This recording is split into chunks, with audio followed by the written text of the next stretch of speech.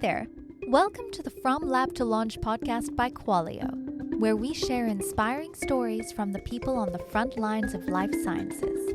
Tune in and leave inspired to bring your life-saving products to the world.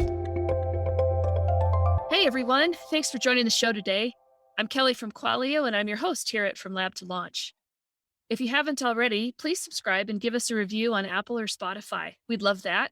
And if you want to be on the show, please see the application linked in the show notes. We've had a lot of people reach out and it's been a pleasure connecting with you. Today, joining us all the way from Australia is Courtney Brown, founder of the Millennial Group. You can read the full bio in the show notes, but a quick summary. Courtney has been the CEO of the Millennial Group since its founding in 2008. She's also a contributing expert of Digital Health Technical Advisory Group for the World Health Organization. She has decades of experience across customer, cyber, risk, marketing, technology, and digital transformation within financial services, government, and health. Good morning to you, Courtney. Good morning, Kelly. It's nice to chat with you today, and thanks for joining us. We love hearing how companies launch. Can you tell us about the reason behind the founding of the Millennial Group?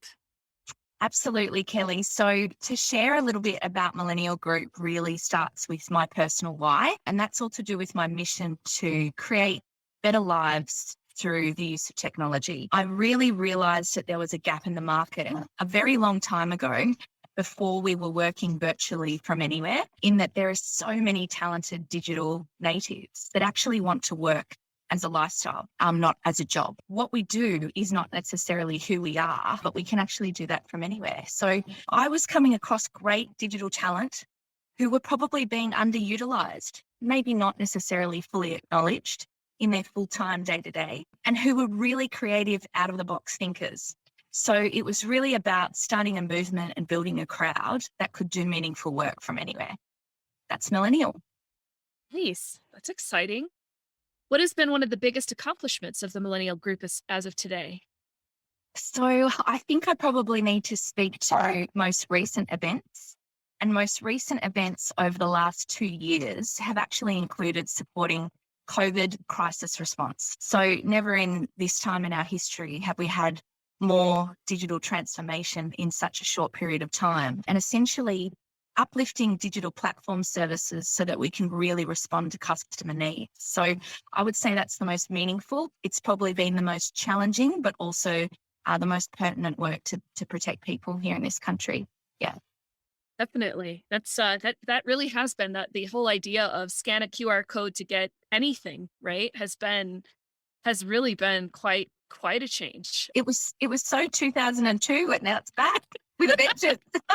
Exactly.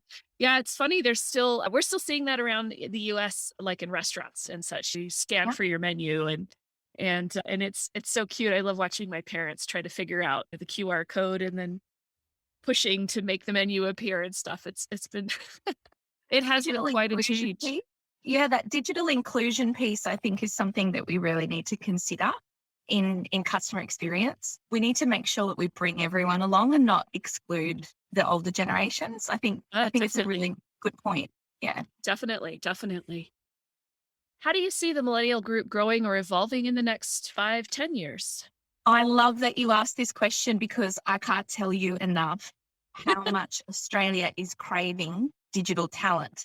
If you have never been to Australia, get on a plane, come and visit us. We are a destination that is beautiful. We've got rainforests, we've got beaches, we've got national parks, but most of all, we have really amazing people with a really laid-back culture. If I can say one thing, I am looking forward to greeting talent from everywhere across the world to come back to our country, which has been locked down for the last 2.5 years, and building really great things together. I guess our growth plans are twofold. One is to attract the right talent and build the right culture, but the other is really to make sure we stay true to our mission, which is selecting meaningful work.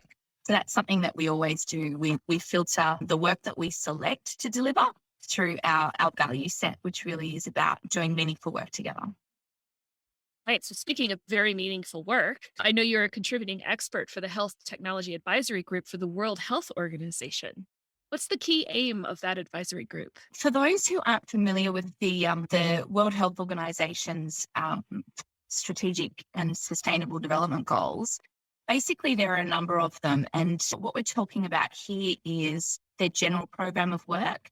And Sustainable Development Goal number 3 is to ensure healthy lives and promote wellbeing for all at all ages. One thing I'd really love to do is call out that the World Health Organization actually operates not normally always through paid contributions. So essentially, applying to the Digital Health Technical Advisory Group is a very stringent process. So there's an application process. A number of World Health contributors actually need to endorse you. But then you actually become a part of a really meaningful group of volunteers. I'm not paid to contribute. There are standing members that are. And then what happens is you're encouraged to contribute as either a peer reviewer or often to contribute your lens of expertise. I started in e-health here in Australia in 2010, which doesn't seem like that long ago, but we were actually on a transformation journey then to really ramp up telehealth in this country because it wasn't that advanced, even though it was advanced in the US and other areas. And it actually helped us to almost leapfrog our digital transformation agenda. And so that connectivity and those networks are really powerful, even if you do volunteer. And I can only say that it's built strength for the Millennial group for any digital health work that we've done. And obviously it's really putting those sustainable development goals on the global stage, which, you know, now in our time, and I'm calling you from the worst weather event that Australia has ever seen. And we were there 10 years ago, right? So these sustainable development goals, they're a charter for how we get past climate change and how we come together as a global community. So I'm very passionate about contributing as a volunteer, and I would encourage people to actually investigate it themselves for their own development. Definitely. Yeah, when we get down to the end of our conversation, we'll have you tell us more about where we can go find, how can we get involved? Where can we go find these things? Yeah.